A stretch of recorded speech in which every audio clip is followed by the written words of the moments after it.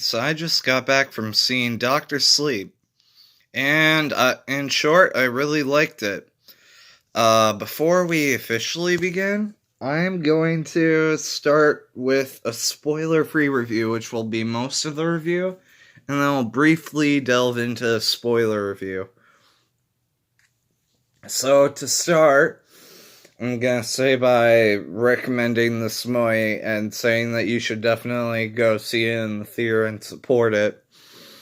My brother liked it as much as the original, and he very much likes the original and recognizes it as a masterpiece. So that's definitely saying something. Um, he gave this one and the original both 9 out of 10s. So very high praise from him. And the other guy I saw it with also very much liked it. But now into my thoughts. One thing that really stood out, especially in one scene, was the visuals. If you've seen the trailers and saw the scene of Ewan McGregor like sliding around the house, there's a lot of scenes like that in the movie that look really cool and are like breathtaking. And they hid a lot of things from the trailers that are like really cool surprises in the movie. Like a lot of the third act stuff is like revealed in the trailer, but like there's a lot of stuff earlier on that like is interesting, like a lot of middle act stuff that I found fascinating that wasn't in the trailers. There's a lot to like in the movie apart from the visuals. The direction, as always, is great. If you're a Mike Flanagan fan like me, there's a lot to admire here. The performances are great, surprisingly, also from the child actors. The movie can get like pretty disturbing at times. Uh, More so than the original, I'd say, but in like different ways. Uh, the trailers make it seem like it's more of a thriller where it's like, oh, the children are in peril, but there's never really any stakes. And I'll go more into depth about this in the spoiler review, but there's some disturbing uh depiction of really violent. Well, okay. So Stephen King, right? He likes to show children getting very bloodily dismembered. Yeah. So expect some of that in this. Not like a lot, mind you, just like some of that. And I guess it's not really a spoiler because it's like in the trailers, but you know, not like fully. So yeah, just kind of a warning going in. I don't think that's like a full on spoiler, but like there is one scene. And I'll go more into depth about that in the spoiler review once again, but you know. Uh the plot was pretty predictable, which I don't know if that's a good or a bad thing. I'll go more into that in the spoiler review. There were interesting uh changes to like what we already knew. Well, what I already knew about the original. And I like how it enhanced what I knew about the original and like background information. I felt like I came out of the movie knowing a lot more about contextually how it worked, having not read any of the books. So it was nice to kind of get a better grasp on how everything worked. So that was really nice. And it's the movie's definitely not just a cash grab. They put a lot of work into it, and it's extremely well done. You can tell that they put a lot of care into it, and it's definitely worth seeing for sure. It's worth the hype, and it's worth checking out for sure. Yeah, I definitely recommend seeing it in the theater. I feel kind of bummed out for Warner Brothers because This movie bombed pretty bad, or at least the first weekend didn't do so well. It didn't even top the box office, which is kind of surprising. But yeah, it's a really good movie. Like, really good. I think I'd give it an 8.25 out of 10, though that could change. I don't know. It's over 2.5 hours, but the pacing wasn't awful, which was good. Like, I never felt bored when watching it. And even though, like, at one point I was starting to think, oh boy, there's still, like, quite a bit left, I was still, like, never bored or, like, how do I explain this? I was never dissatisfied with the movie. Um, all the complaints that I have feel kind of minor with it, except for one, but I'll get to that in the spoiler review. Maybe I should just get ahead to the spoiler review. Uh, the action, which I was not expecting there to be that much action, was pretty great. More on that in the spoiler review. I liked the editing. The cinematography, once again, going back into the visuals, was very stunning. The tone and atmosphere was great.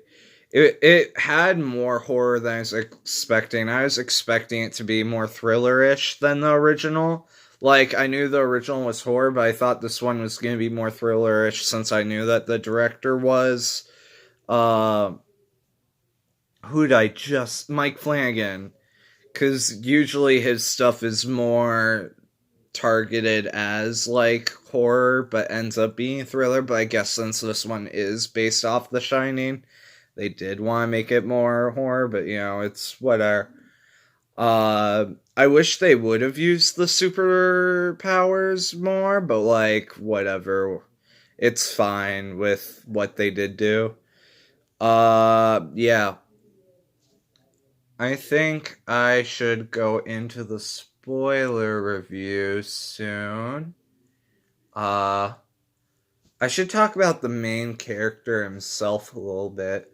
I like how they humanize the character. I do like where they went with his character, apart from the ending. Uh,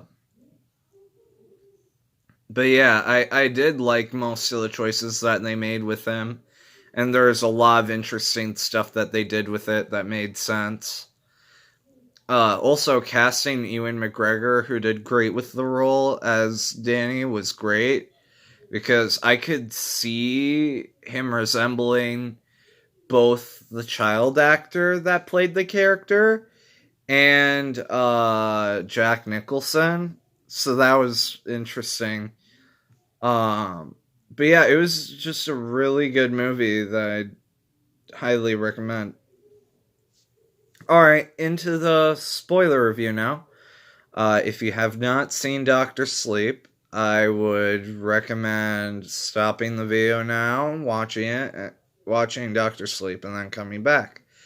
So, Doctor Sleep spoiler review starts now. Okay, so starting out with instant child death, and I was like, come on, we're gonna do one of these things where, like, we're gonna keep it off screen. I want this movie to have some balls and actually show the death, like, graphically on screen and shock me. Oh, oh no, now we can back off now. We can stop now. We can back off the pedal now. We have far exceeded it chapter 1 now. Okay. All right. Okay.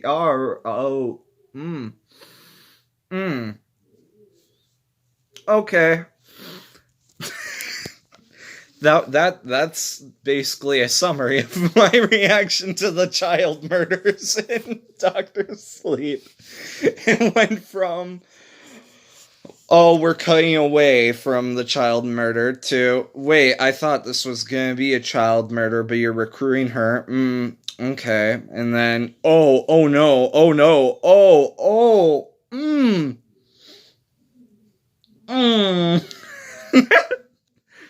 So that's the first thing. I thought I should get that out of the way since that's like the opening of the movie. Also, I really liked how they used the original Shining theme and the original like Warner Brothers opening logos thing for the beginning of the movie. That was a nice touch. Kind of like what Joker did at the beginning with using the original like 70s ish logo. That was kind of nice. Yeah, Rebecca Ferguson was also interesting. What else, spoiler wise, from the beginning? I'm trying to think. Yeah, that child murder from the beginning, the baseball kid, was very uncomfortable for everyone.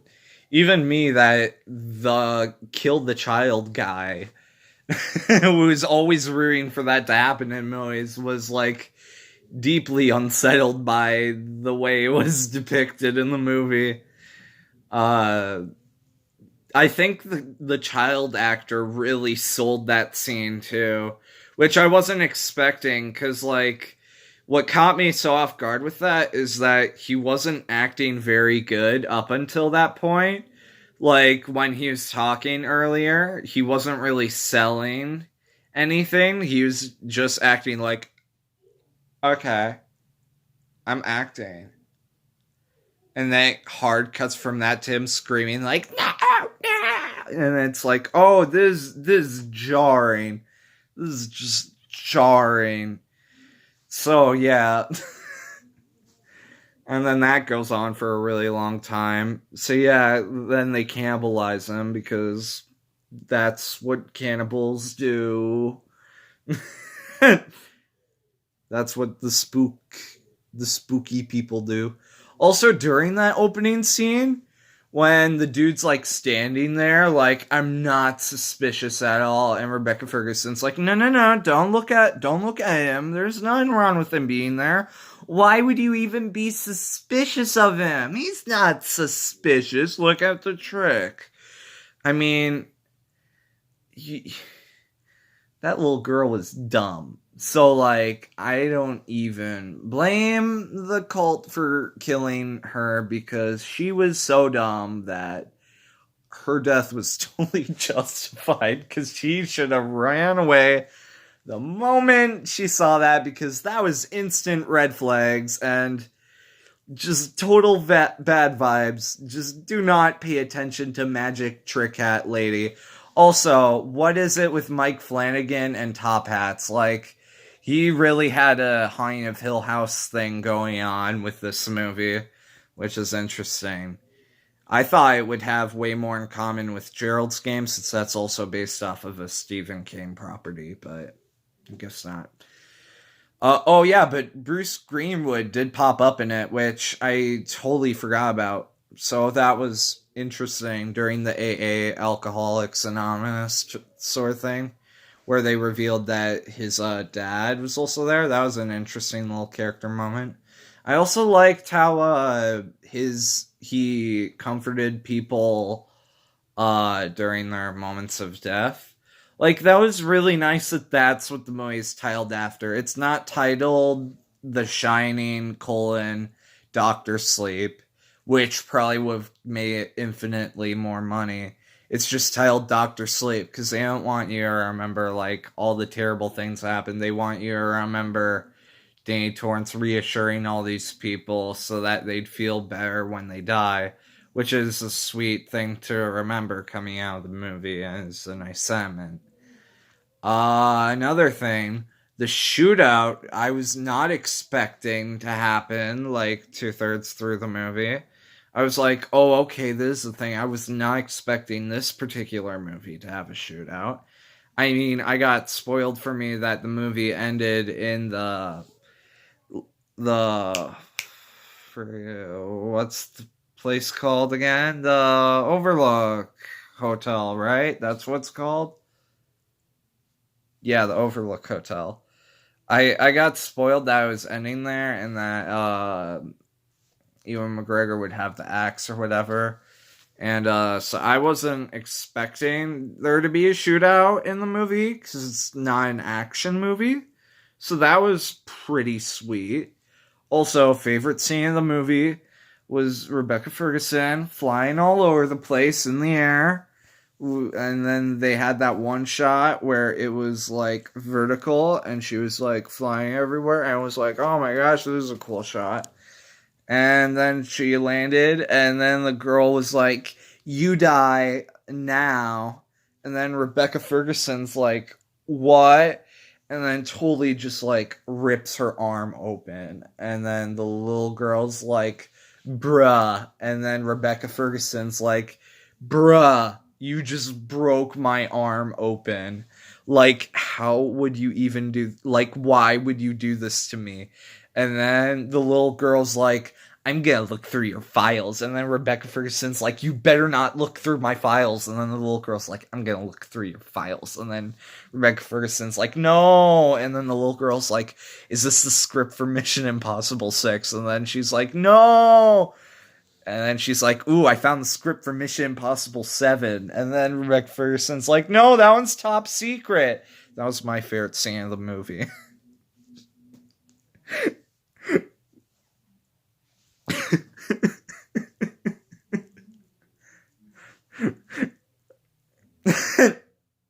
Also, the movie is totally just Star Wars again because everyone's got the Force.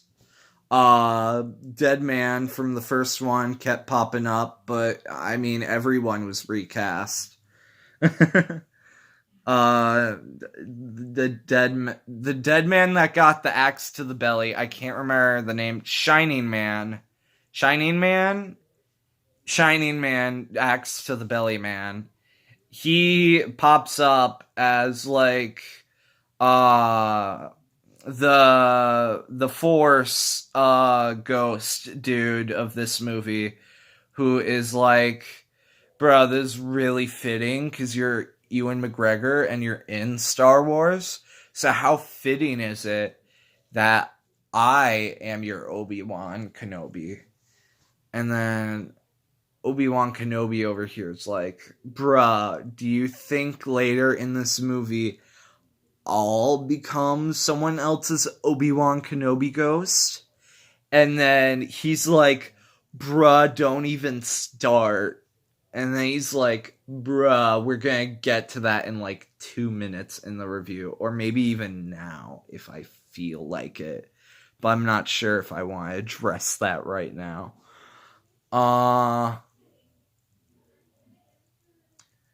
Yeah, the...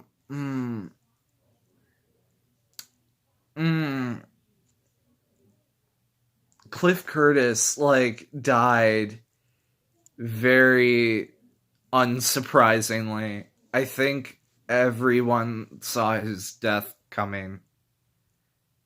Going into Doctor Sleep, I wasn't sure if Ewan McGregor was gonna die or not. I should probably wrap up this review, and that's why I'm heading to the ending now. So when I got to the ending, I wasn't quite sure what to feel about it. So I wasn't sure if they were gonna kill him off because since it's based on a horror movie, well, it's a sequel to a horror movie, kind of, where he's one of the sole survivors. Usually they survive in the sequels, but then it's also kind of like I'm grizzled and older and raising a kid, trying to get them to some other place. So I have to die because those are the rules, and we're operating on the Logan rule set right now, type deal. So it could really go either way. So when they went on the rule set, when they decided to go with the Logan rule set and they killed off Danny, I was like, And then the little girl was like, nah, they're not gonna kill him off. And she just waits there and doesn't save him for like 5 minutes as he burns to death. Just smiling, waiting for the ambulance. And I'm like, girl, you could just run in there and burn to death while trying to save him. Or you could run to the ambulance and be like, bruh, there's a dying man in there. Do you want to help me try to save him a little faster? And then it cuts to her talking, and it's like, hey, guess who I'm talking to? Obi-Wan Kenobi ghost. And that's like, and I was like, at the end of the movie, I was like, hey, how much do you want to bet he's gonna be like the other Obi-Wan Kenobi ghost from the beginning of the movie, the Axeman that got stabbed from the first movie?